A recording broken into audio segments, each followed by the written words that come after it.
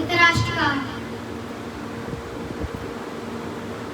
धृतराष्ट्र के पुत्र दुर्योधन का उरुदंड टूट जाता है। यदा मृते कौरवशृंखलायां वीरेष्वता वीरगतिं गतेषु प्रकोदराभिगदाभिमर्शः भग्नोरुदण्डे धृतराष्ट्रपुत्रे।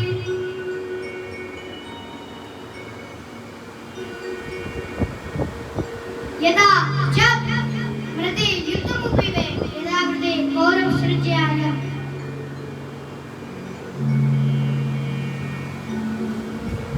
कौरव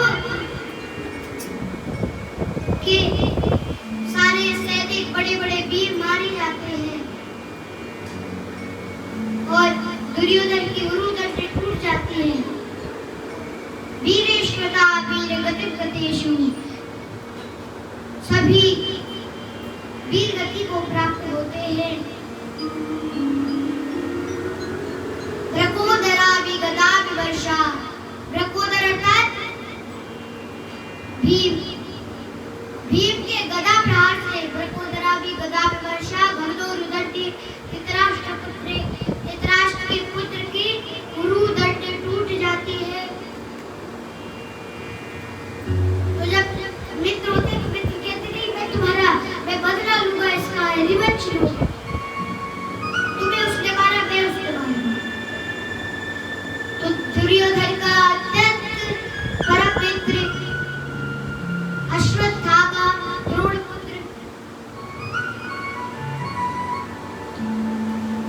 वह द्रोण पुत्र कहता है मेरे मित्र तुम चिंता ना करो, जिन्होंने तुम्हें मारा है मैं पांचों पांडवों को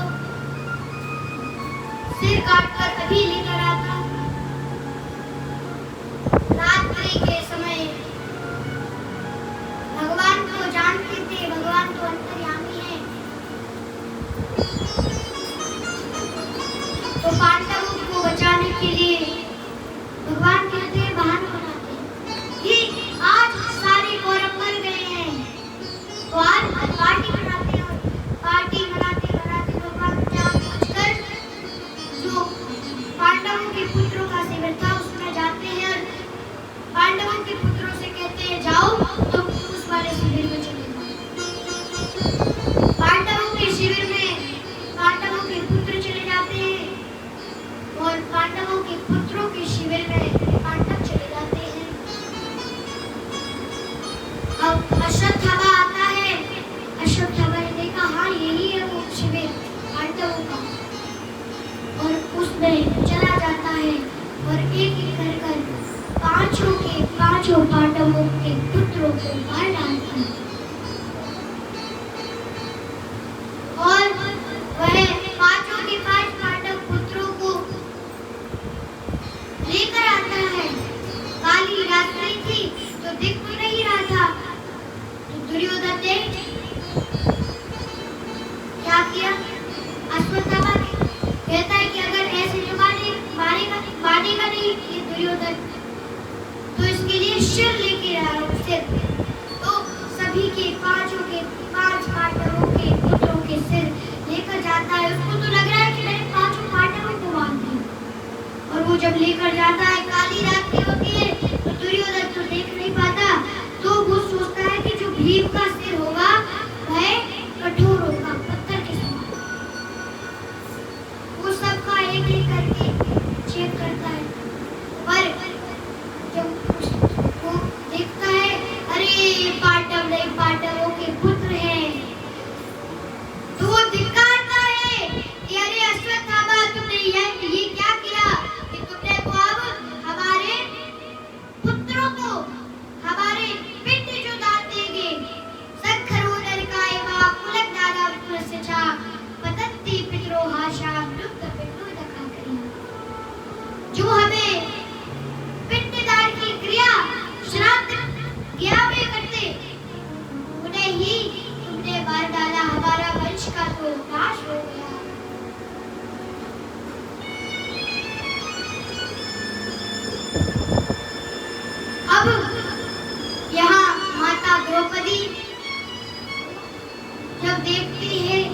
कि खून की नहीं।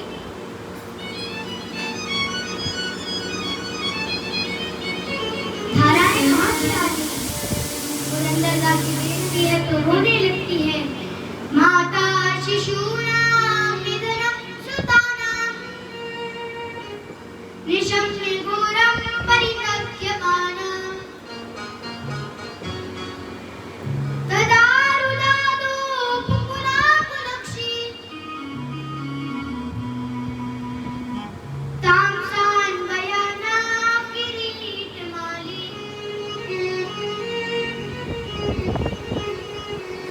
द्रौपदी रोने लगती है और अर्जुन और पांचों पांडव आते हैं तो देखते हैं कि हमारे पुत्रों का वध कर दिया। तो अर्जुन कहते हैं कि जिसने भी हमारे पुत्रों को मारा है उसको मैं संध्या के समय तक तुम्हारे चरणों में गिरा दूंगा। अब अर्जुन जी जाते हैं, अर्जुन जी समझ जाते हैं ये द्रोण पुत्र का काम है। तो पांडु पुत्र अर्जुन अश्वत्थामा के पीछे भगवान कृष्ण के साथ साथ जाते हैं और अपने घोड़े को भगाते भगाते भगाते वहां अश्वत्थामा देखता है तो अश्वत्थामा डर जाता है और अपने घोड़ों को भगाता है, किंतु थोड़ी दूर जाने पर बहुत तेज भगाने से उसके घोड़े थक जाते हैं। अश्वत्थामा के घोड़े थक जाने पर अश्वत्थामा अपने आप को बचाने के लिए ब्रह्मास्त्र का प्रहार करता है, ब्रह्मास्त्र को छोड़ देता है। ब्रह्मास्त्र को छोड़ दिया, अब लोहे को लोहे से ही काटा जाता है। तो यहाँ से भगवान से जब पूछा भगवान बताइए क्या करना है, भगवान ने कहा तुम ब्रह्मास्त्र छोड़ दो क्योंकि ब्रह्मास्त्र से ही खत्म होगा। और जब ब्रह्मास्त्र छोड़ते हैं और दोनों ब्रह्मास्त्र की जब टक्कर होती है तो सारे आकाश पाताल अतल वितल सुतल ततल तलातल महातल रसातल पाताल भू वास्वा जला तपा बाहर लोक, तीनों लोकों में हाहाकार मच जाती है और कालापन छा जाता है। भगवान कहते हैं अगर ऐसी हुआ तो सृष्टि का विनाश हो जाएगा। तो वापिस लो, अश्वत्थामा को तो लेना नहीं आता। भगवान ने कहा हे अर्जुन तुम दोनों ब्रह्मास्त्र को वापिस लो, और अर्जुन जी ने दोनों ब्रह्मास्त्र वापिस लिए।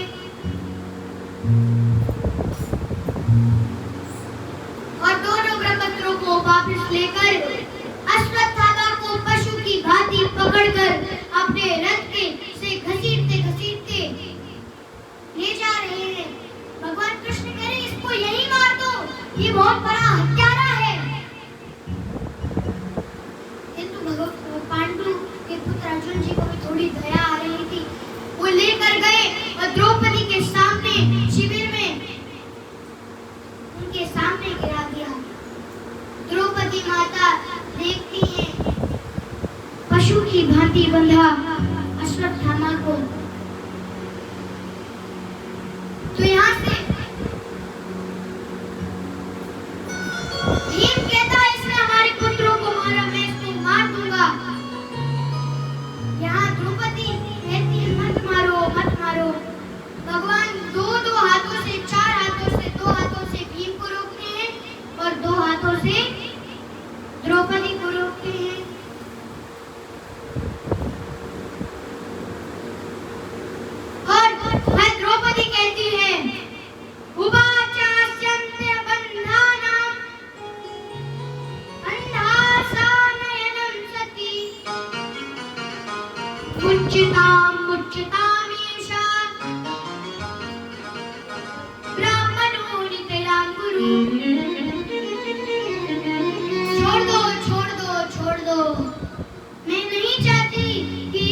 माता भी बंधाना नयनम सती, इसकी माता भी मेरी तरह रोए।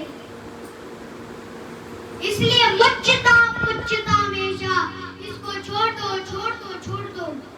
ये हमारे गुरु के समान है। हे अर्जुन, जो तुम विद्या का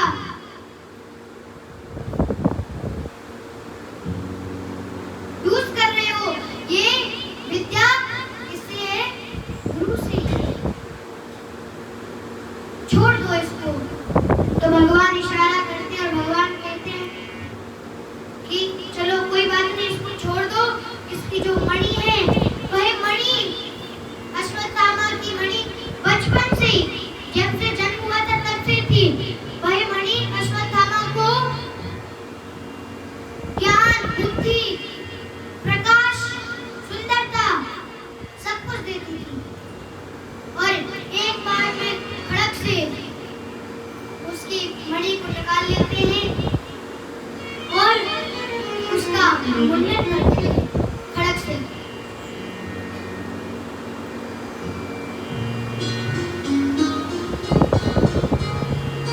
आजकल तो पता नहीं क्या क्या एक्सपेरिमेंट चल रहे हैं, तो धीरे धीरे करते हैं कि कहीं चोट ना आ जाए। और ऐसे ऐसे मैंने मशीन देखी है कि जब अहमदाबाद में गए थे तो जो हिस्ट्री उमापति गुरु जी हैं वो अमेरिका की मशीन लिए थे। तो वो नो स्टोरेज कोई नहीं था, वो करते जा रहे थे, खरोंच नहीं आ रही थी। आजकल तो ट्रिमर चल गए। उस समय भगवान ने कहा तो एक ही बार में खड़क से उसके मुंडन कर दिया। अब उसके बाद उसकी शिखा काटी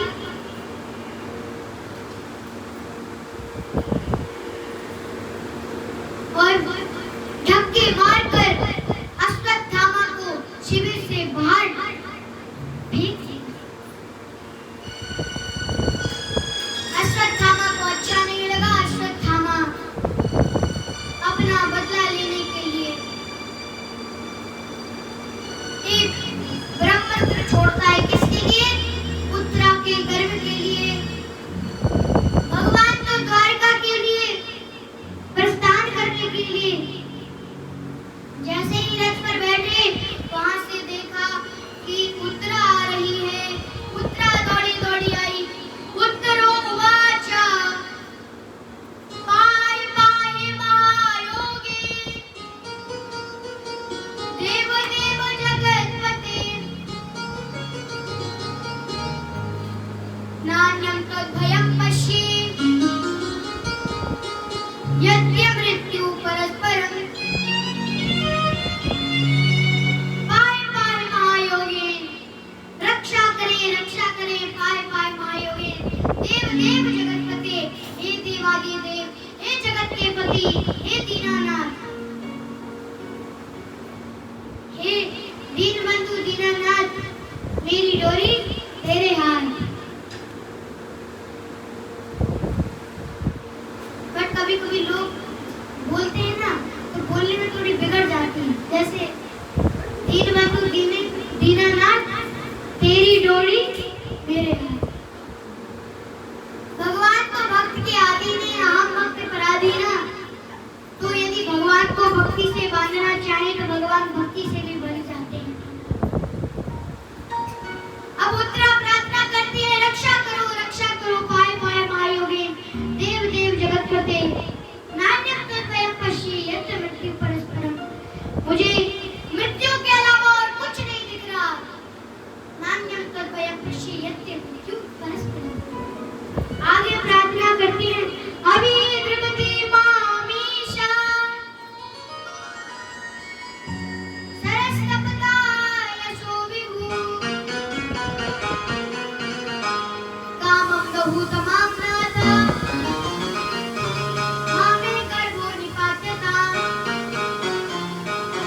अभी द्रवती मामीशा, मेरी तरफ सरस्तपता यशो विभु, एक तपता हुआ बाण सरस्तपता यशो विभु आ रहा है।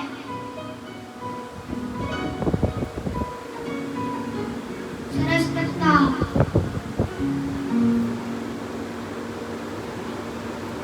यशो विभू जलता हुआ लोहे का बाण तपता हुआ आ रहा है ना। कामम तो हुआ तो मारना था। भगवान कहते हैं तो आने दो, क्या दिक्कत है, मर जाओ।